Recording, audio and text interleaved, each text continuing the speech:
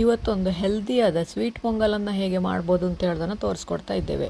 ನಾನಿಲ್ಲಿ ಬರಗು ಮಿಲೆಟನ್ನು ಉಪಯೋಗಿಸ್ಕೊಂಡು ಮಾಡ್ತಾ ಇದ್ದೇನೆ. ನೀವು ಯಾವುದೇ ಮಿಲೆಟನ್ನು ಉಪಯೋಗಿಸ್ಕೊಳ್ಬೋದು. ಯಾವುದೇ ಮಿಲೆಟ್ ಆದರೂ ಇದಕ್ಕೆ ಒಳ್ಳೆಯದಾಗ್ತದೆ. 2-3 ಮಿಲೆಟನ್ನು ನಾನು ಯೂಸ್ ಮಾಡಿದ್ದೇನೆ. ಹಾಗಾಗಿ ಯಾವುದನ್ನು ಕೂಡ ಉಪಯೋಗಿಸ್ಕೊಳ್ಬೋದು. ಬರಗು ಮಿಲೆಟನ್ನು ನೋಡಿ ಮೆತ್ತಗೆ ಇಲ್ಲಿ ಬೇಯಿಸ್ಕೊಂಡಿದ್ದೇನೆ.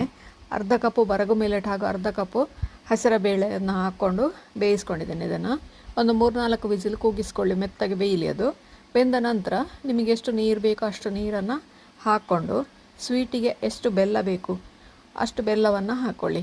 ನಾನಿಲ್ಲಿ ಸ್ವಲ್ಪ ಪ್ರಮಾಣದಲ್ಲಿ ಮಾಡೋ ಕಾರಣ ಒಂದು 4-5 ಟೇಬಲ್ ಸ್ಪೂನ್ ಬೆಲ್ಲ ಹಾಕ್ಕೊಂಡು ಮಾಡ್ತಾ ಇದ್ದೇನೆ. ನೀವು ಜಾಸ್ತಿ ಪ್ರಮಾಣದಲ್ಲಿ ಮಾಡೋದಿದ್ರೆ ಜಾಸ್ತಿ ಹಾಕ್ಕೊಳ್ಬೋದು. ನಾನಿಲ್ಲಿ ಸಣ್ಣ ಕಪ್ಪಲ್ಲಿ ಅರ್ಧ ಕಪ್ಪು ಮಿಲ್ಲೆಟ್ ತಗೊಂಡೆ, ಹಾಗೆ ಒಂದು ಅರ್ಧ ಕಪ್ಪಷ್ಟು ಹೆಸರುಬೇಳೆ ತಗೊಂಡಿದ್ದೇನೆ. ಈಗ ಇದಕ್ಕೆ ಅದು ಕುದೀತಾ ಇರಲಿ. ಈಗ ಇದಕ್ಕೆ ಒಂದು 2 ಟೇಬಲ್ ಸ್ಪೂನಷ್ಟು ತುಪ್ಪ ಹಾಕ್ಕೊಂಡು ಸ್ವಲ್ಪ ಡ್ರೈ ಫ್ರೂಟ್ಸನ್ನು ಆ್ಯಡ್ ಮಾಡಿಕೊಳ್ಳುವ. ತುಪ್ಪ ಬಿಸಿಯಾಗಲಿ. ಸ್ವೀಟ್ ಪೊಂಗಲಿಗೆ ನೀವು ತುಪ್ಪ ಎಷ್ಟು ಹಾಕಿದರೂ ಅದಷ್ಟು ರುಚಿಯಾಗಿರ್ತದೆ. ಇದಕ್ಕೆ ಈಗ ಒಂದು 2-3 ಟೇಬಲ್ ಸ್ಪೂನಷ್ಟು ಕಾಯಿ ಹೋಳುಗಳು, ಕೊಬ್ಬರಿ ಹೋಳುಗಳು ಆಗ್ತದೆ, ಅಥವಾ ಹಸಿ ಕಾಯಿ ಹೋಳಾದರೂ ತೊಂದರೆ ಇಲ್ಲ.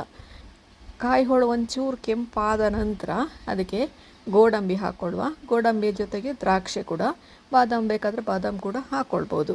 ದ್ರಾಕ್ಷಿ ಕೊನೆಗೆ ಹಾಕ್ಕೊಳ್ಳಿ, ಯಾಕೆಂದರೆ ದ್ರಾಕ್ಷಿ ಸೀದೋಗ್ತದೆ. ತೆಂಗಿನಕಾಯಿ ಹೋಳು ಕೆಂಪಾಗುವಷ್ಟೊತ್ತಿಗೆ ದ್ರಾಕ್ಷಿ ಸೀದೋಗ್ತದೆ, ಹಾಗಾಗಿ ದ್ರಾಕ್ಷಿಯನ್ನು ಕೊನೆಗೆ ಹಾಕ್ಕೊಳ್ಳಿ. ಇದೆಲ್ಲ ಸಣ್ಣ ಸಣ್ಣ ಟಿಪ್ಪುಗಳು ಗೊತ್ತಿದ್ದರೆ ಮಾಡಲಿಕ್ಕೆ ಸುಲಭ ಆಗ್ತದೆ, ಹಾಗೆ ರುಚಿಯಾಗಿ ಕೂಡ ಇರ್ತದೆ. ನಮ್ಮ ಚಾನಲಲ್ಲಿ ಇಂತಹ ಅನೇಕ ಟಿಪ್ಗಳನ್ನು ನಾವು ಆವಾಗವಾಗ ಹೇಳ್ತಾ ಇರ್ತೇವೆ. ಅದಕ್ಕೋಸ್ಕರ ನಮ್ಮ ಚಾನಲನ್ನು ಸಬ್ಸ್ಕ್ರೈಬ್ ಮಾಡಿಕೊಳ್ಳಿ. ಇಲ್ಲಿ ನೋಡಿ, ಇದೀಗ ರೆಡಿ ಆಯಿತು.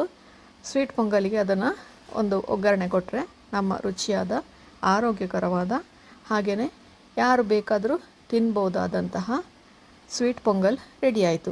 ಕೊನೆಗೆ ಒಂದು ಸ್ವಲ್ಪ ಏಲಕ್ಕಿ ಹುಡಿಯನ್ನು ಸೇರಿಸ್ಕೊಳ್ತಾ ಇದ್ದೇನೆ. ಸ್ವೀಟ್ ಅಂತ ಹೇಳುವಾಗ ಅದಕ್ಕೆ ಏಲಕ್ಕಿ ಹುಡಿ ಬೇಕೇ ಬೇಕಲ್ಲ. ನಿಮಗೆ ದೇವಸ್ಥಾನದ ಟಚ್ ಬರಬೇಕು ಅಂತಾದರೆ ಅದಕ್ಕೊಂಚೂರು ಪಚ್ಚೆ ಕರ್ಪೂರವನ್ನು ಹುಡಿ ಮಾಡಿ ಹಾಕ್ಕೊಳ್ಳಿ.